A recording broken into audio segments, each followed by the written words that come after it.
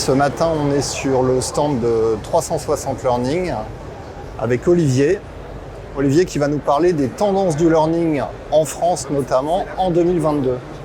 Bonjour Olivier, je te laisse te présenter. Enchanté, moi je suis Olivier Maire, je m'occupe des opérations Europe chez 360 Learning. Ça marche. Alors quelles seraient, si tu avais 2 ou 3 tendances principales à citer? Je pense qu'il y a peut-être 3 sujets qui nous semblent, il y en a plein, mais il y a 3 sujets en particulier qui nous semblent vraiment importants chez 360 Learning. Le premier, c'est comment est-ce que le learning apporte vraiment de l'efficacité en fait, à l'employé dans son métier au quotidien et va au-delà d'une simple dimension de compliance ou de formation obligatoire.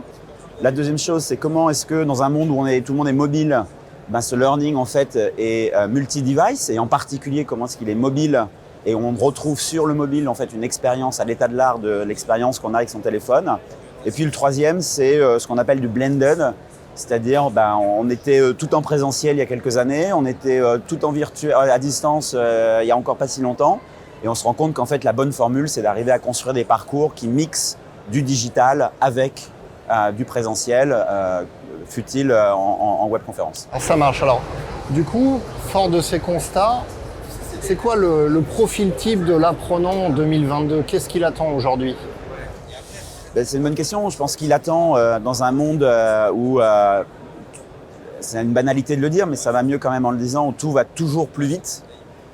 Et en particulier, ce qui va encore plus vite qu'avant, c'est l'évolution des compétences et la capacité que j'ai dans mon poste, dans mon job, dans mon rôle, à être à l'état de l'art d'une compétence dont j'ai besoin pour être performant.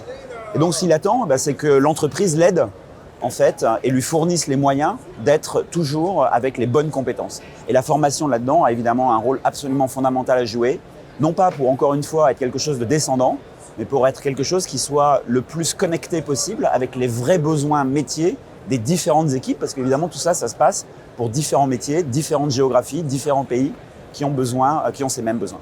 Ça marche. Donc, si je résume, développer les compétences et l'employabilité des collaborateurs au sein des organisations, c'est la priorité aujourd'hui 2022. Ce que les Anglais appellent upskilling et reskilling. Merci Olivier. Merci.